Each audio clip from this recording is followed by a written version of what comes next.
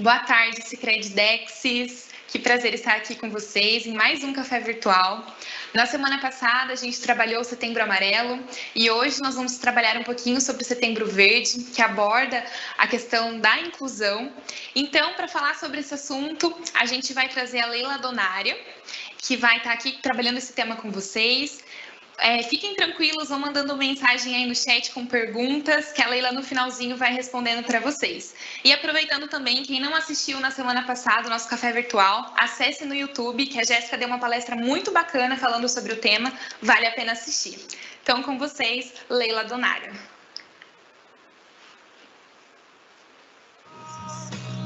Nós nascemos e crescemos.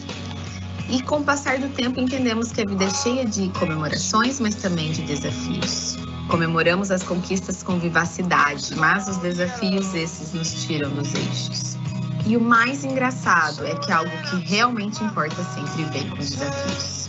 Com o passar do tempo, vivendo e sentindo na pele os desafios diários, vivendo os tropeços e os tombos da vida, depois de muitos e muitos dias de desespero, hoje, quando eu olho para trás, eu penso, não precisava de ser tão desafiador. Os desafios, eles são imensuráveis e individuais, mas nós somos os responsáveis pela dureza ou leveza da vida. Eu precisei recomeçar algumas vezes. Eu precisei mudar o rumo e eu entendi que só quebrando os meus próprios paradigmas é que eu conseguiria recomeçar. Por isso, hoje eu estou aqui. Time Sicredi-Dexis, é com muito prazer que eu tô aqui hoje e eu quero começar com a minha descrição audiovisual. Eu sou uma mulher de 1,60, pele branca, cabelos pretos, mais ou menos na altura dos ombros. Eu visto uma blusa branca e por cima um casaco bege, calça preta, brincos grandes e brancos. Hoje eu tô aqui com vocês para a gente conversar sobre esse assunto que é tão urgente e tão importante.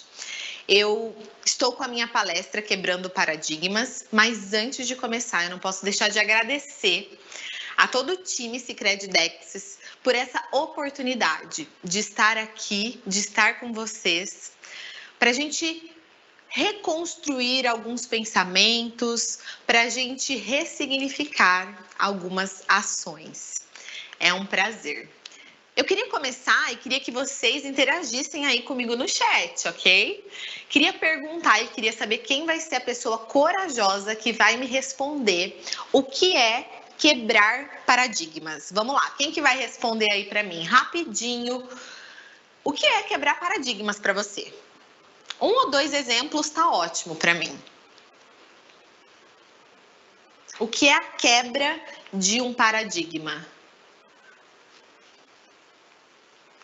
Ninguém? Vamos lá.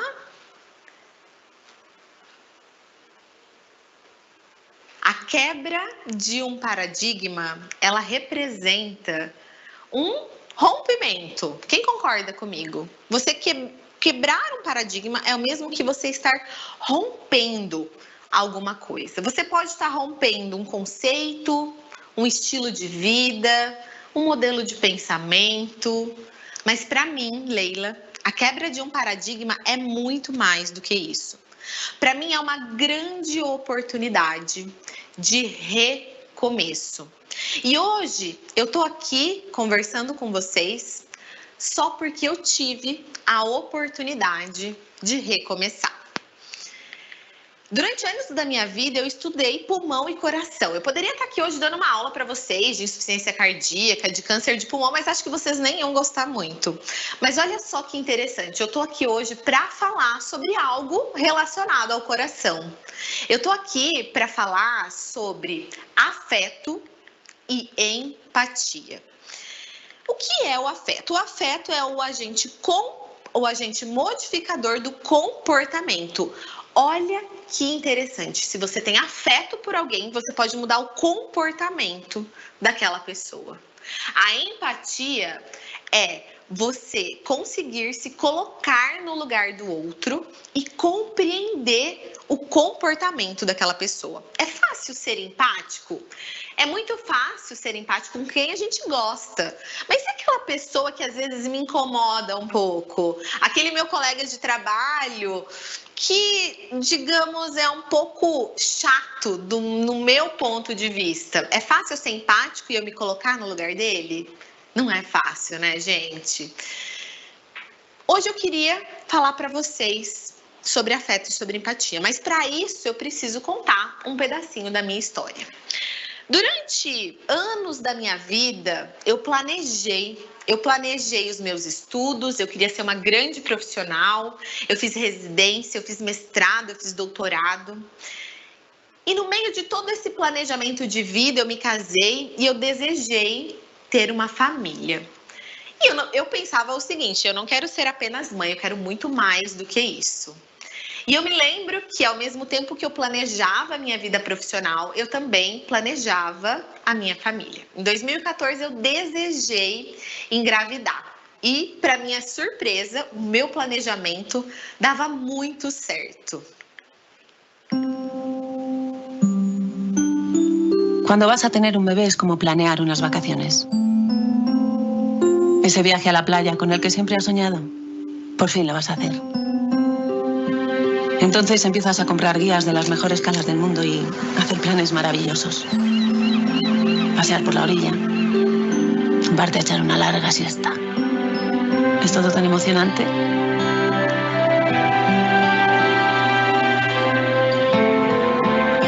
Finalmente llega el gran día. Preparas tus maletas y allá que vas. Varias horas después, la carretera se corta y comienza un sendero lleno de pinos que se adentra en un bosque.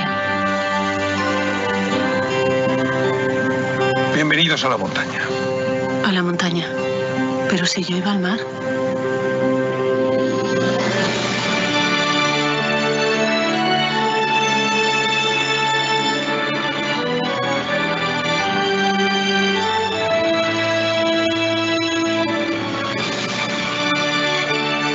Que te lleva algún tiempo a asumirlo, comienzas a pensar que no has llegado a un lugar tan horrible. Simplemente es diferente.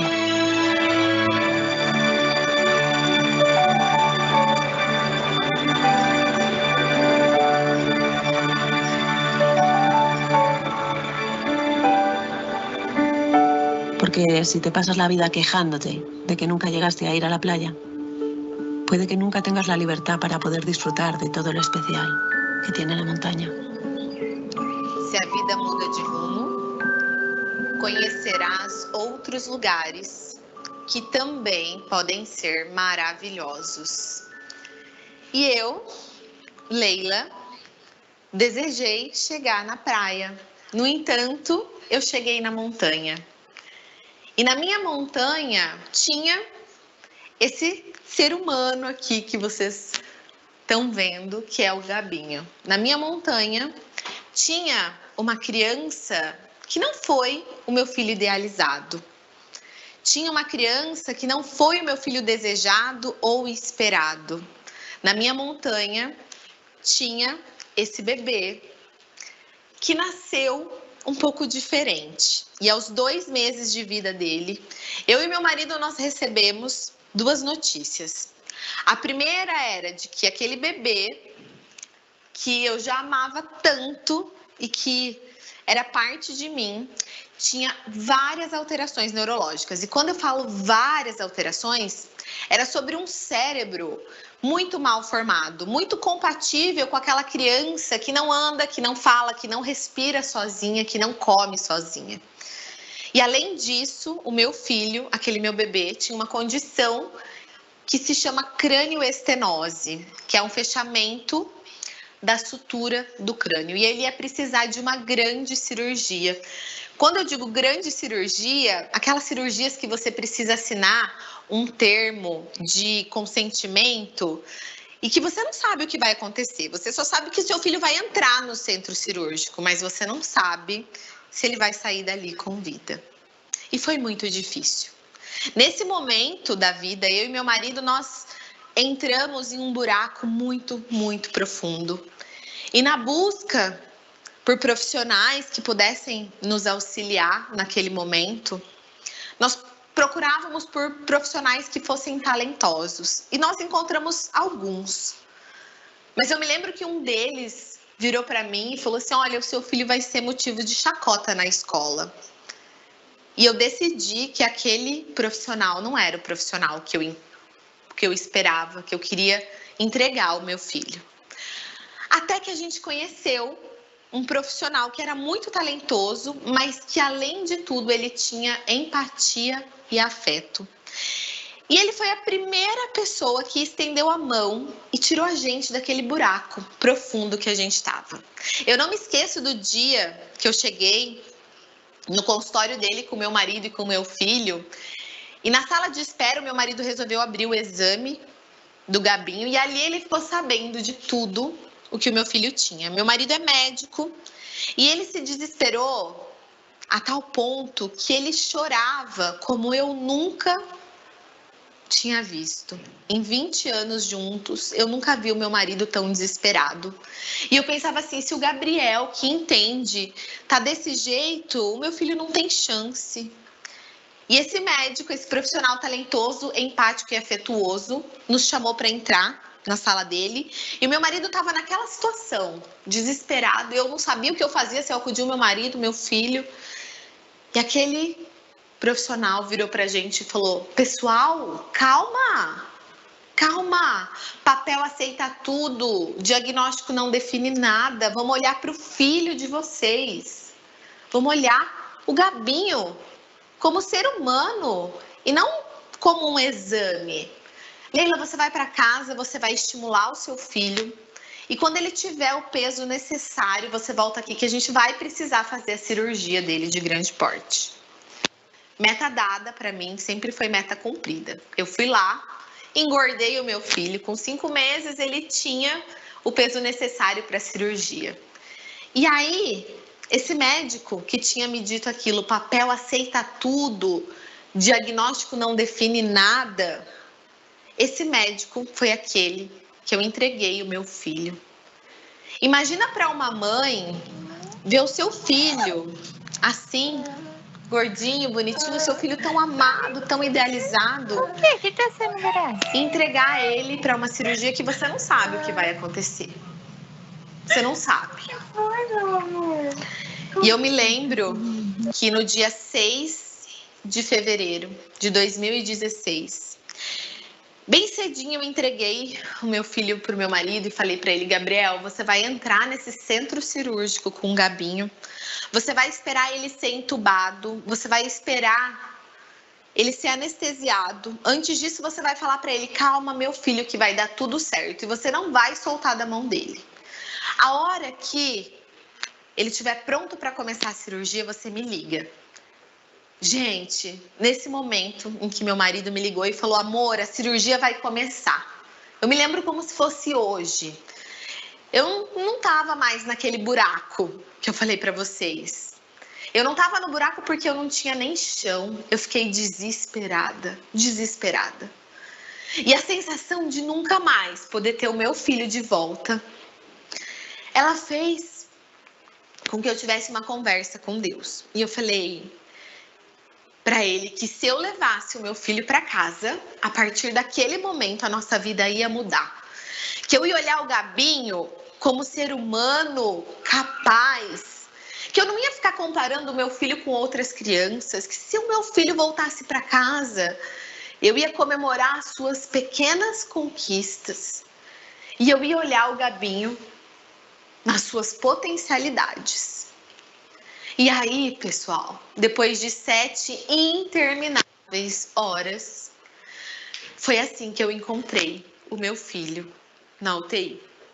E olha só que interessante, eu era profissional de dentro da UTI. Eu era professora e eu dava aula dentro de uma UTI. Eu sabia tudo, como as coisas funcionavam ali dentro. Mas nesse momento aí, quando eu encontrei com meu filho, eu não sabia nem abaixar a grade da cama dele. Sabe por quê? porque eu não era profissional naquele momento. Eu era apenas mãe.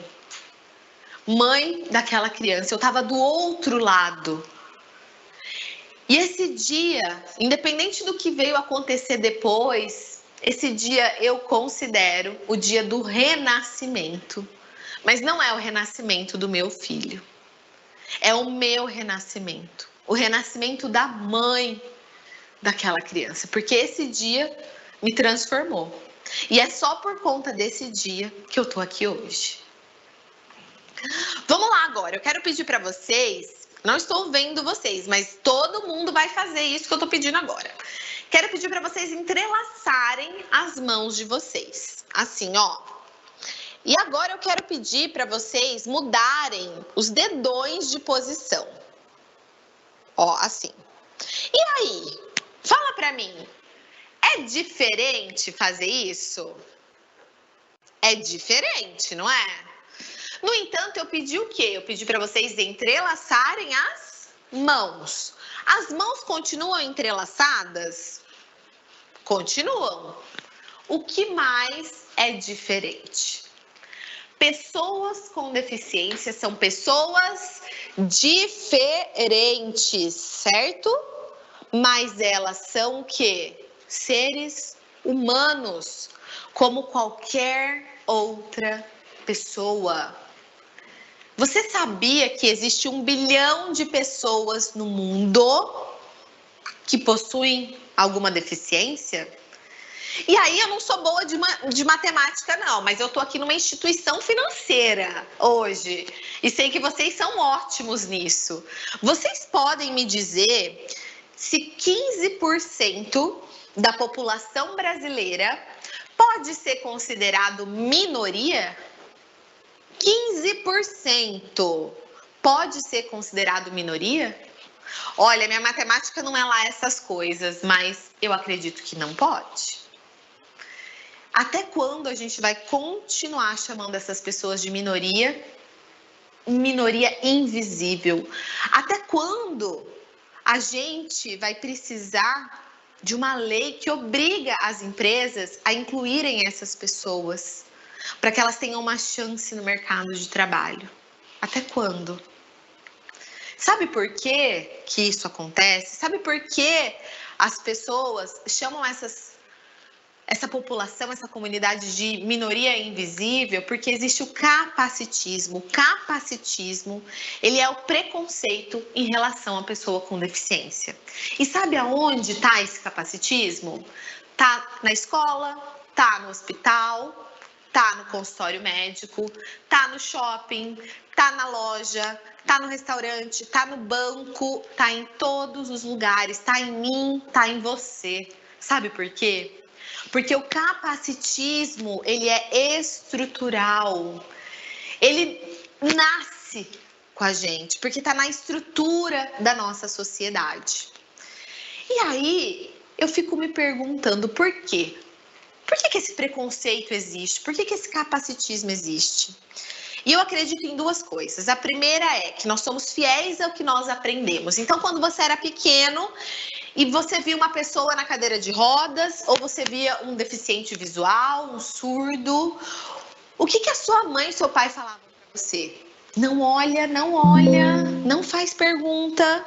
Ou seja, nós crescemos entendendo e aprendendo que a gente precisava se distanciar dessas pessoas, que a gente não podia perguntar, a gente não podia conversar, a gente não podia se aproximar, e nós somos fiéis ao que nós aprendemos, e a gente reproduz esses comportamentos sem ao menos saber que a gente está sendo preconceituoso. Um outro motivo é que, por mais que haja um avanço em relação à informação hoje, nós ainda temos a falta dela. Existem poucas pessoas falando sobre diversidade, inclusão e equidade. A gente precisa trazer isso para mais perto. Eu quero acreditar que não existe maldade. Eu quero sempre acreditar que o preconceito, ele nunca vai ser por maldade. Ele vai ser ou por falta de informação, ou porque nós somos fiéis ao que a gente aprendeu, porque o capacitismo, ele é estrutural. E aí, eu comecei a me perguntar, o que eu posso fazer? Aonde eu estou hoje, eu estou trabalhando numa universidade, eu estava na época, e eu podia fazer pouco pela minha comunidade, eu queria fazer mais, eu queria falar sobre o que eu vivi, sobre o que eu estava vivendo. E aí foi quando eu tive a ideia de começar a falar na internet sobre inclusão, de começar a contar por um Instagram, sem grandes pretensões, sobre o que eu vivia, sobre o nosso dia a dia, sobre a cirurgia do Gabinho, sobre a minha transformação como pessoa depois de ter a oportunidade de ter tido um filho com uma deficiência. E aí eu me lembro que logo no início, quando eu tinha pouquíssimos seguidores, eu recebi essa mensagem que me impulsionou a seguir em frente, deixar a minha profissão e me tornar palestrante profissional da inclusão. Leila, muito obrigada. Eu sou obstetra e nos diagnósticos de crianças atípicas, eu sempre ficava com aquela sensação de pena da família. Desconstruir isso está sendo muito bonito. Obrigada mesmo. Diagnóstico não define nada. E realmente, diagnóstico não define nada. Mas por que hoje eu tô aqui nessa live falando com vocês, colaboradores do Sicredi Dexis? Eu tô aqui para dizer para todos vocês: sejam empáticos, distribuam afeto. Do outro lado tem uma pessoa, um cliente, um colega de trabalho que precisa de vocês. Mas eu quero mais do que isso. Eu quero pedir para que vocês, na vida de vocês, ensinem as pessoas sobre igualdade, sobre diversidade e sobre inclusão. Eu queria perguntar, quem quer começar, a partir de hoje, a ser um agente da inclusão? Sabe por quê? Porque eu sozinha, eu posso até impactar algumas pessoas, mas sozinha eu não consigo mudar o mundo. Mas só que juntos, se eu falo para 3, vocês falam para mais 3, isso vai virando uma cascata de pessoas juntas numa mesma causa. E a gente pode sim mudar o mundo. Eu sigo acreditando em uma sociedade aonde exista mais inclusão. Só fica na sala quem tem ensaio do coral.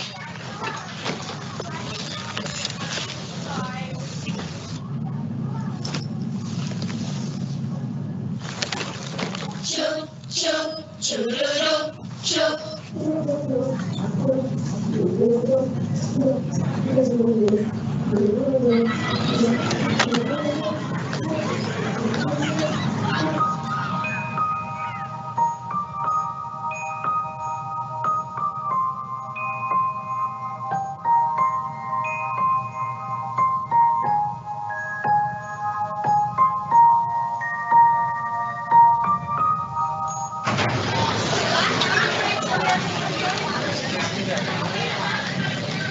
Choo, choo, chururu, choo, chururu, choo, chururu, choo, chururu, choo, chururu, choo, chururu, choo, chururu, choo. When the night has come and the land is dark and the moon is the only light you'll see. No, I won't be afraid. I won't be afraid. Just as long as you stand by me. So darling, darling, stand by me. Oh, stand by me. Oh, stand by me. Stand by me. Stand by me. Stand by me.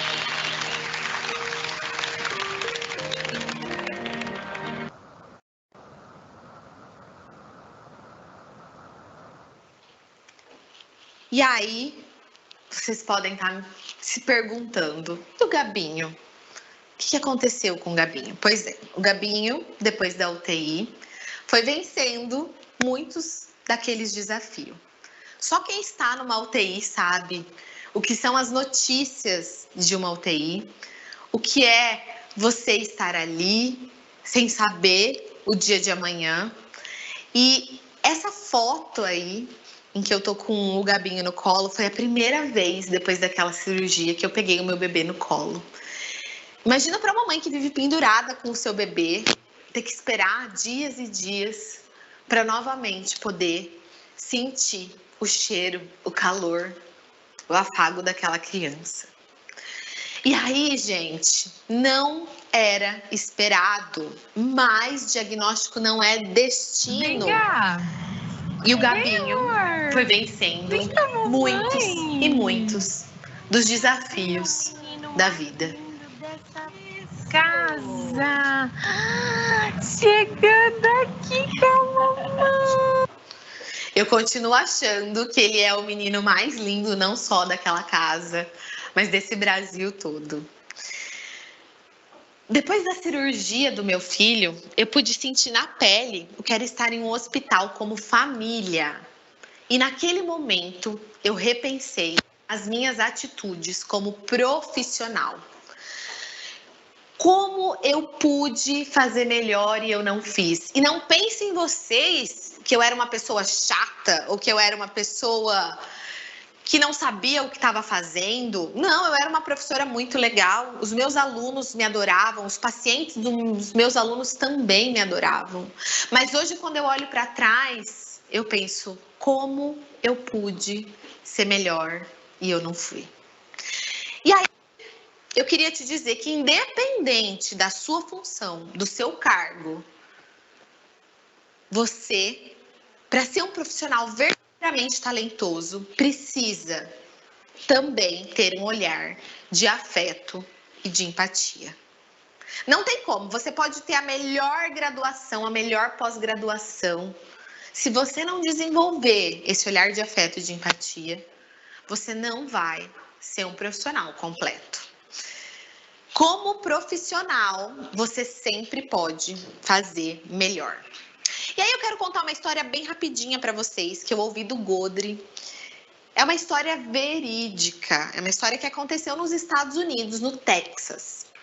Tinha um menino, ele tinha 6 anos e ele sofreu a vida inteira com leucemia. Ele estava no hospital com a sua mãe muito doente. E ele estava vendo TV e viu um bombeiro na TV. No momento em que ele viu o bombeiro, ele virou para sua mãe e disse: "Mamãe, quando eu crescer, eu quero ser um bombeiro." Naquele momento, aquela mãe começou a chorar copiosamente. Ela deixou o filho ali no hospital com uma enfermeira e foi até um quartel que tinha ali próximo do hospital. Chegando lá nesse quartel, ela viu um bombeiro que amava o que ele fazia. Ela foi lá e falou para ele: "Oi, licença, tudo bem?" Ele falou: "Tudo bem. Eu queria te pedir um favor. Eu tô com meu filho, ele tá no hospital e ele tá muito doente.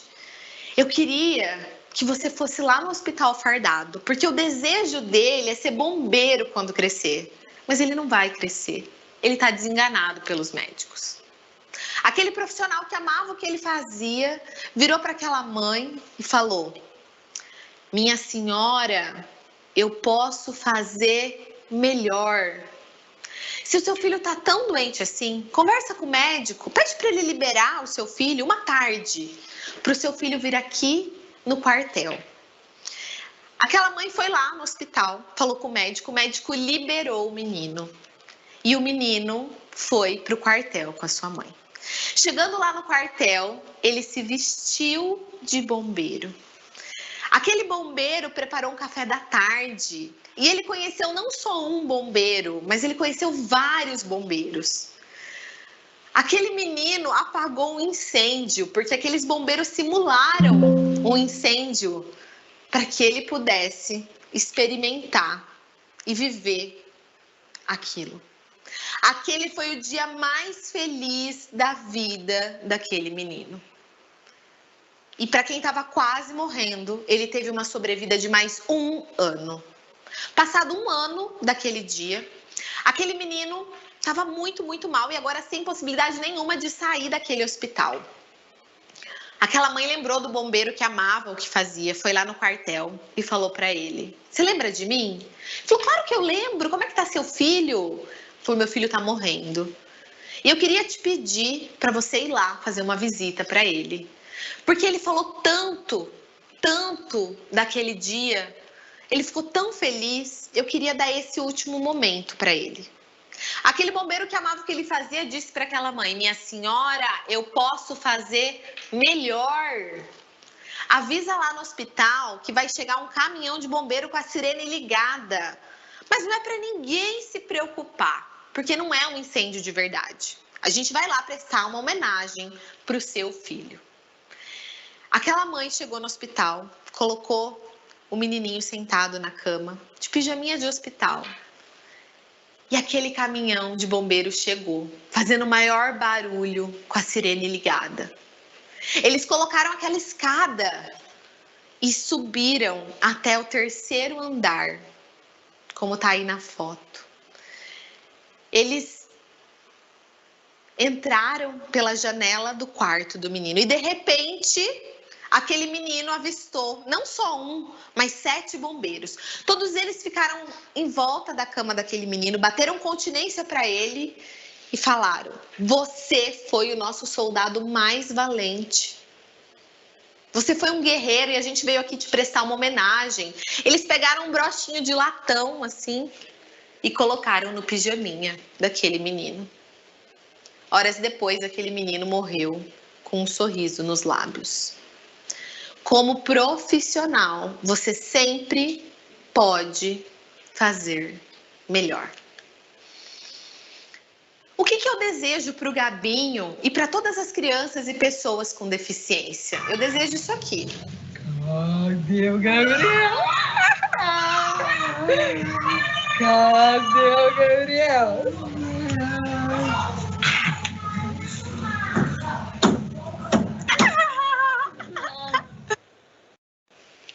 Eu desejo felicidade. Eu desejo que essas pessoas sejam felizes. Ser um profissional responsável não significa ter a melhor formação, oferecer os melhores recursos, se não há envolvimento, se não existe afeto e empatia, se você não se importa com as perspectivas do cliente. Talvez você não faça mal a ele, mas com certeza estará oferecendo menos do que ele merecia. Você pode dar o máximo que o seu cliente pode receber. E aí eu pergunto para vocês no dia de hoje: o que é dar o máximo para você? Você está dando o máximo? Se você não estiver dando o seu máximo, assim como eu não estava, essa é uma grande oportunidade para você recomeçar, para você quebrar os seus paradigmas. E aí eu queria rapidamente, dar um bônus para vocês do meu workshop, porque vocês podem estar pensando: nossa, que emoção, né? Que bonito, mas e na prática, o que eu faço? O que eu faço quando eu encontro uma família, uma pessoa, uma criança com paralisia cerebral, com uma síndrome rara? Como que eu chamo essas pessoas? A primeira coisa é que a gente não usa mais nem portador de necessidades especiais e nem especial. Esses são termos que segregam. A gente deve chamar essas pessoas de pessoas com deficiência. Por quê? Ninguém quer esconder a sua deficiência. Então, é assim que essas pessoas decidiram que elas querem ser chamadas. E isso desde 2009, desde uma convenção na ONU de 2009. Eu trouxe algumas regrinhas de ouro que são super importantes. A primeira dela é: veja além da deficiência. A deficiência é sempre uma das características daquela pessoa. Trate ela como um ser humano sem dó e piedade. Nunca diga: olha ali aquele cego. Sabe por quê? Porque a deficiência visual é apenas uma das características daquela pessoa. Você não tem que trazer a deficiência em primeiro lugar. A pessoa precisa chegar primeiro e depois a sua deficiência. Regra número 2, se dirija primeiramente à pessoa com deficiência. Caso ela não consiga responder, alguém vai intermediar aquela conversa. Eu tenho uma amiga que ela fala o seguinte: quando alguém chega e pergunta para o seu filho que é cadeirante o nome dele, sabe o que ela responde? Pergunta para ele, ele fala. Regra número 3, você não é obrigado a saber de tudo. Uma boa maneira de começar uma conversa é regra de ouro, gente. Como que eu posso te ajudar? Você precisa de algo? Qual que é a melhor maneira da gente ajudar essa criança a se sentir melhor na escola? Ou essa pessoa no banco a se sentir melhor? Pergunta antes. Eu costumo dizer que essa fotinho aqui, esse cara que tá triste, talvez ele esteja triste, não porque ele, sei lá, tá com algum problema. Talvez ele esteja triste porque a única coisa que ele queria era tomar aquela chuva. E aí aquela pessoa foi lá e levou um guarda-chuva sem saber se ele estava precisando daquele guarda-chuva. Regra número 4, não seja curioso. Qual é a diferença para você saber o que aconteceu com aquela pessoa? A gente só precisa saber as curiosidades das crianças. As crianças precisam saber das diferenças para que não se crie o preconceito. Regra número 5, seja empático. Você gostaria que alguém ficasse te olhando o tempo todo? E se essa pessoa comentasse com um terceiro sobre alguma característica sua? Regra número 6, seja afetuoso. Talvez seu dia seja horrível, você esteja com 1000 problemas na sua cabeça, mas o seu olhar de carinho ou o seu sorriso afetuoso pode fazer a diferença na vida daquela pessoa e isso não vai te custar nada. Regra número 6, e eu amo essa foto que está aí na tela de vocês. Não toque em qualquer parte do corpo de uma pessoa com deficiência sem autorização. Não é porque ela tem uma deficiência que você pode ir pegando nela. Muitas pessoas querem ser simpáticas e se tornam invasivas. Você gostaria que alguém mexesse no seu cabelo? Fala pra mim. Eu não gostaria que um estranho mexesse em mim. Na foto tá dizendo assim: aprecie sem moderação, mas não encoste a mão. Gente, vou deixar aí alguns filmes para vocês, para continuar essa conversa sobre inclusão. Esse primeiro filme, No Ritmo do Coração, é um filme que ganhou o Oscar e que eu recomendo que vocês assistam. É sobre uma família de surdos que tem uma filha ouvinte. Queria também deixar aí o convite para a gente no futuro fazer esse workshop que tem duração aí de 3 horas, onde a gente pode conversar bastante sobre capacitismo.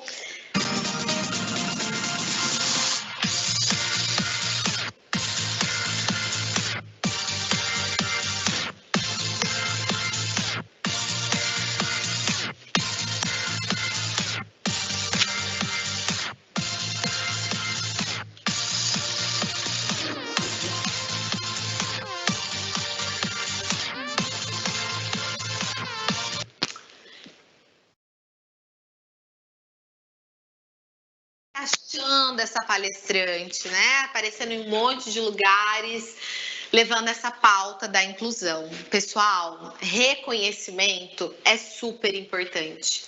Mas para mim, não me interessa muito aonde eu tô, com quem eu tô falando.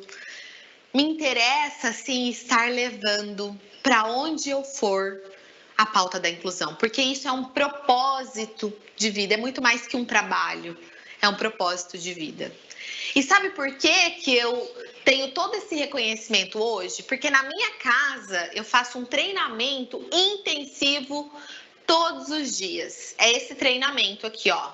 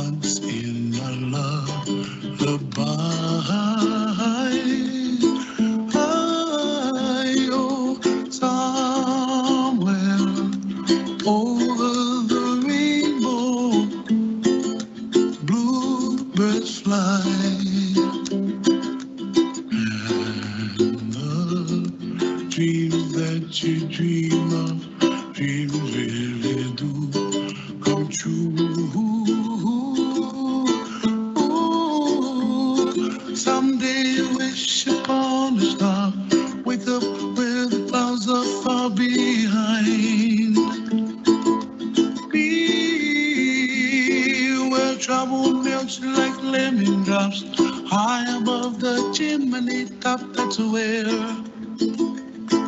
you find me, oh, somewhere over the rainbow. Bluebirds fly.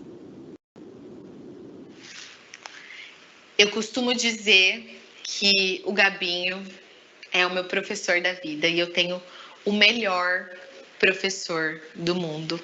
E é por isso que eu estou aqui hoje. Foi um enorme prazer estar aqui. Eu sou também associada à Sicredi. Eu coloquei cliente no slide, mas eu sei que nós somos todos associados dessa grande cooperativa. E que bacana que a gente pode hoje estar aqui discutir um assunto tão importante. Feliz de vocês que trabalham em uma cooperativa que pensa na diversidade, que pensa na inclusão. Foi um grande prazer e agora eu estou aberta aí a questões.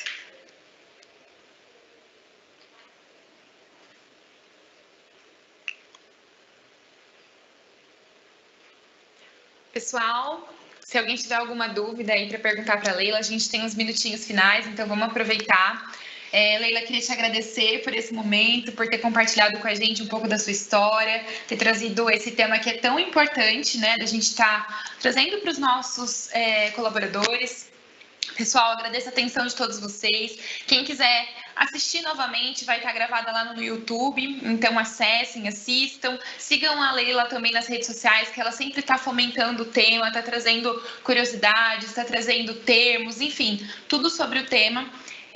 Vale a pena assistir, tá bom? Temos alguma pergunta aí? Vamos ver. Podem perguntar, gente, sem medo. A gente tem aí 5 minutinhos para conversar sobre o assunto. Mudanças que levam à transformação. Com certeza, né, Leila? Eu acho que a gente começa aqui com algumas coisinhas sobre o tema, vai fomentando, e isso realmente, como você falou, é uma cascata, né? Que faz uma mudança aí em toda a nossa comunidade, torna ela um pouco mais inclusiva, né? Exatamente. A gente não precisa pensar em macro-revoluções. Eu costumo dizer que as micro-revoluções, elas são super importantes. Quando a gente pensa em uma empresa, quando a gente pensa numa cooperativa, quando a gente pensa numa escola, quando a gente pensa em qualquer lugar que recebe público, que tem funcionários, a gente tem que pensar em quebrar a primeira barreira, que é a barreira atitudinal. Que é isso, que é levar esse afeto, esse amor, essa empatia pela pessoa com deficiência. A partir do momento que as pessoas estão dispostas a abraçar essa causa, as coisas elas ficam muito mais fáceis. Eu costumo dizer que não adianta ter a melhor estrutura, ter os melhores recursos, se a gente não tem afeto e empatia. Com certeza, eu acho que isso faz realmente a transformação, né? Sim. A gente tem mais um comentário ali do pessoal. Olá, conheço a sua história, linda por sinal, te sigo no Insta, também tenho um filho especial e você é um exemplo de amor. Obrigada, Fabiana. A Cristiane também colocou, te sigo no Insta, amo ver o Gabinho e suas postagens, tenho uma filha com trissomia, mas hoje ela mora com o Papai do Céu, não resistiu à cirurgia aos 4 meses. Sinto muito, Cristiane. O Hudson também falou que lição de vida, muito obrigada e que Deus abençoe você e o Gabinho sempre. Obrigada, Hudson. Amém. Pessoal, eu acho que é isso, então. Obrigada pelo tempo. Leila, mais uma vez, obrigada. A gente vai aí, durante todo setembro, fomentar esses temas tão importantes para trazer essa da deficiência. A gente trouxe na semana passada sobre a questão da valorização da vida. Então, é isso. Obrigada de coração, pessoal. Obrigada, um abraço. Obrigada, gente. Prazer. E até mais. Até mais.